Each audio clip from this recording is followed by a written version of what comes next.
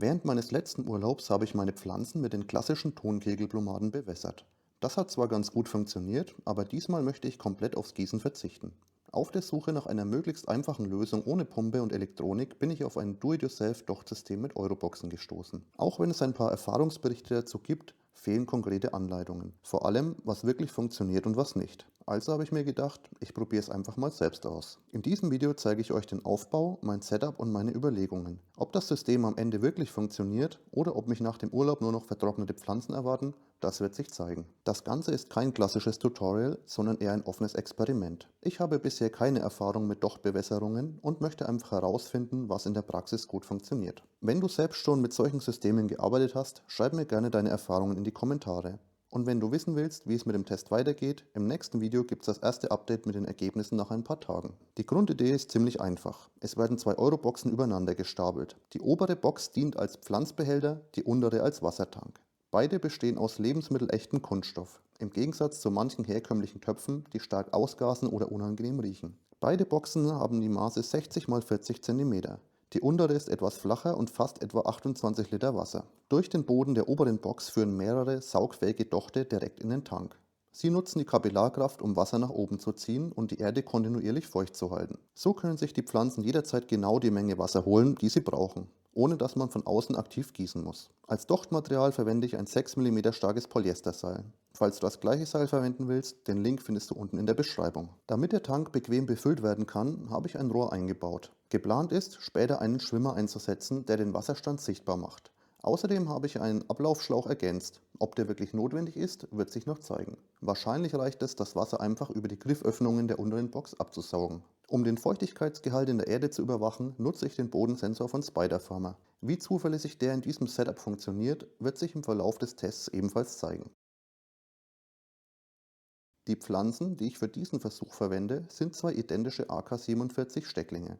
Sie standen bereits längere Zeit im Stecklingsschrank und hatten dort leichte Mangelerscheinungen. Während dieser Zeit wurden sie mehrfach getoppt. Immer dann, wenn ein Trieb zu stark nach oben gewachsen ist, habe ich ihn einfach gekappt. Direkt nach dem Umtopfen in Airpods habe ich die Triebe mit Blumendraht nach unten gebunden, um möglichst viele Seitentriebe zu fördern und das Zelt schnell gleichmäßig auszufüllen. Auf die Erde kam zusätzlich eine Schicht Ceramis, hauptsächlich um Trauermücken etwas abzuhalten und die Verdunstung an der Oberfläche zu reduzieren. Rückblickend war das bei AirPods wahrscheinlich nicht besonders sinnvoll. Die Seitenöffnungen wirken wie ein Insektenhotel und wirklich austrocknungssicher ist das Ganze dadurch auch nicht.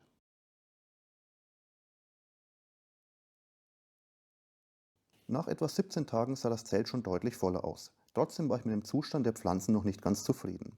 Da ich zum ersten Mal mit AirPods gearbeitet habe, habe ich den Wasserbedarf wahrscheinlich unterschätzt und insgesamt zu wenig gegossen. Das Gießen war außerdem ziemlich nervig. Man braucht viel Geduld, weil das Wasser sonst direkt seitlich rausläuft. Beim späteren Umtopfen in die Kisten war das auch deutlich zu sehen. Es gab trockene Stellen im Substrat, die nicht vollständig durchwurzelt waren. Der Test findet in meiner Homebox Q80 Plus statt. Mit einer Höhe von 1,80 Meter bietet sie ordentlich Platz. Und da meine gesamte Abluftanlage außerhalb des Zeltes montiert ist, kann ich den verfügbaren Raum komplett ausnutzen. Zum Aufbau der Abluft wollte ich eigentlich schon länger ein eigenes Video machen. Ich denke, das wird als nächstes kommen. Das System ist komplett außerhalb montiert, extrem leise und ich bekomme regelmäßig Fragen dazu. Beleuchtet wird das Ganze mit einer Sunlight Evo 380, die perfekt zur Fläche passt und ordentlich Leistung bringt. Gesteuert wird das ganze System über den Spiderfarmer GGS Controller, der hier mit allen verfügbaren Sensoren ausgestattet ist, also Temperatur, Luftfeuchtigkeit, CO2, ppfD und Bodenfeuchte. Damit kann ich das System recht genau beobachten. Als Erde verwende ich den FloraGuard Professional Grow Mix, eine Erde, die sich für mich als gut und gleichzeitig preiswert erwiesen hat. Im Grower CH Forum wird in Verbindung mit Dochtsystemen zwar häufiger zu torffreien Substraten geraten, ich bin gespannt, ob das in diesem Setup trotzdem gut funktioniert. Die meisten, die mit Dochtbewässerungen arbeiten, scheinen Feststoffdünger zu verwenden, den sie direkt ins Substrat einmischen. Ich bleibe allerdings beim klassischen mineralischen Dünger, dieser wird einfach direkt ins Wasser im Tank gegeben. Organische Flüssigdünger fallen in diesem System für mich weg. Der Biofilm, der sich dabei oft bildet und die Gefahr, dass das Wasser im Tank kippt, machen das bei passiver Bewässerung eher unpraktisch. Möglich ist allerdings, dass sich bei mineralischem Dünger Algen im Behälter oder an den Dochten bilden. Das werde ich im Laufe des Versuchs beobachten. Um herauszufinden, ob der Dünger überhaupt zuverlässig durch die Dochte transportiert wird, habe ich vorher einen kleinen Test gemacht. Eine Düngerlösung wurde dabei durch einen Docht von einem Gefäß ins andere gezogen. Der EC-Wert blieb dabei unverändert, also kann man davon ausgehen, dass der Dünger problemlos mittransportiert wird. Mein Ziel war es, möglichst große Töpfe zu verwenden. Ursprünglich hatte ich sogar geplant, pro Pflanze eine eigene 62 Liter Eurobox zu nutzen. Leider hat das im Zelt nicht vernünftig gepasst. Deshalb stehen jetzt beide Pflanzen gemeinsam in einer Kiste. Damit hat jede Pflanze ungefähr 25 Liter Erde zur Verfügung, was immer noch ordentlich ist. Ich habe mich aus zwei Gründen bewusst für große Töpfe entschieden. Erstens bin ich überzeugt, dass größere Töpfe grundsätzlich einen höheren Ertrag ermöglichen. Je größer der Wurzelballen, desto kräftiger kann die Pflanze überirdisch wachsen. Und je mehr Blattmasse sie bildet, desto mehr Blütenmasse ist vermutlich am Ende auch drin. Der zweite Punkt betrifft eine oft gehörte Behauptung, nämlich, dass große Töpfe gar nicht vollständig durchwurzelt werden. Ich sehe das anders. Ich gehe davon aus, dass die Kiste am Ende komplett durchwurzelt ist. Um die schnelle Durchwurzelung zu unterstützen, habe ich die Stecklinge vorher in AirPods großgezogen. Wenn diese wie versprochen funktionieren, fördern sie ein stark verzweigtes Wurzelsystem statt großer Ringwurzeln. Und damit sollte sich das Wurzelwerk schnell und gleichmäßig ausbreiten. Eine der grundsätzlichen Fragen war, wie viele Dochte werden eigentlich benötigt? Irgendwo habe ich gelesen, dass man etwa einen Docht pro 2,5 bis 3 Liter Erde einplanen sollte. Andere verlässliche Angaben habe ich nicht gefunden. Deshalb habe ich mich grob daran orientiert. Die obere Eurobox hat die Maße 60 x 40 x 32 cm und damit ein Volumen von rund 62 Litern. Da sie aber nur bis zu den Grifflöchern mit Erde gefüllt ist, komme ich auf etwa 50 Liter tatsächliches Substratvolumen. Mit insgesamt 15 Dochten liege ich bei ungefähr 3,3 Liter Erde pro Docht. Das dürfte hoffentlich ausreichen. Zur Sicherheit habe ich eine dünne Schicht Blähdorn als Drainage eingebracht und außerdem noch ein paar zusätzliche Löcher in den Boden gebohrt. Für den Fall, dass später doch mal von Hand gegossen werden muss. Beim Bau eines solchen Systems ist es wichtig, auf die maximale Förderhöhe zu achten, denn Dochte können Wasser nur bis zu einer bestimmten Höhe nach oben ziehen.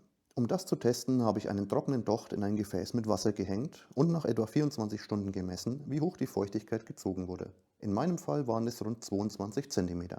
Der Hersteller gibt maximal 18 an. Diese Werte können je nach Material aber stark variieren. Das sollte man also im Zweifel vorher individuell testen. Die Innenhöhe meiner unteren Box, also des Wassertanks, beträgt 19,5 cm.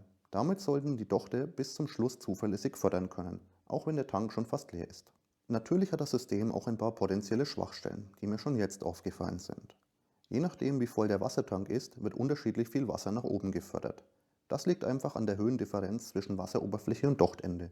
Je tiefer das Wasser steht, desto schwerer wird es für den Docht, zuverlässig nachzuliefern. Außerdem wird die Erde in der Box vermutlich nicht überall gleichmäßig feucht sein. Der untere Bereich, also näher an den Dochten, wird wahrscheinlich deutlich feuchter sein als die oberen Zonen. Das ist bauartbedingt und lässt sich bei passiver Dochtbewässerung kaum vermeiden.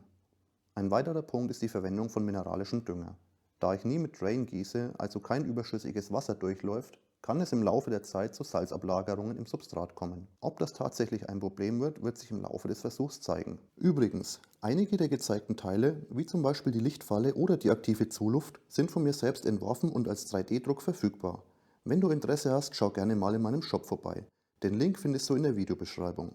Mit jeder Bestellung unterstützt du auch direkt diesen Kanal und ermöglichst es mir damit, weitere Videos wie dieses zu produzieren. Nach dem Umtopfen in die Kiste habe ich das komplette Substrat einmal gründlich von oben gewässert. Damit wird nicht nur die Erde gleichmäßig durchfeuchtet, sondern auch die Dochte durchnässt, so wie es auch vom Hersteller empfohlen wird. Ein paar Tage später habe ich dann den Wassertank gefüllt. Und ab diesem Moment läuft die Bewässerung komplett passiv über das Dochtsystem. Damit ist der Test gestartet. Jetzt heißt es erstmal beobachten. In den nächsten Wochen werde ich regelmäßig Updates machen. Wie entwickeln sich die Pflanzen? Gibt es Probleme mit den Dochten oder mit dem Dünger? All das werde ich in den nächsten Teilen dokumentieren. Wenn du wissen willst, wie es weitergeht, abonniere gerne den Kanal und klick auf die Glocke. Und wenn du eigene Erfahrungen mit Dochtbewässerung oder ähnlichen Do-it-yourself-Lösungen hast, schreib sie gerne in die Kommentare. Ich freue mich über jeden Austausch. Bis zum nächsten Mal.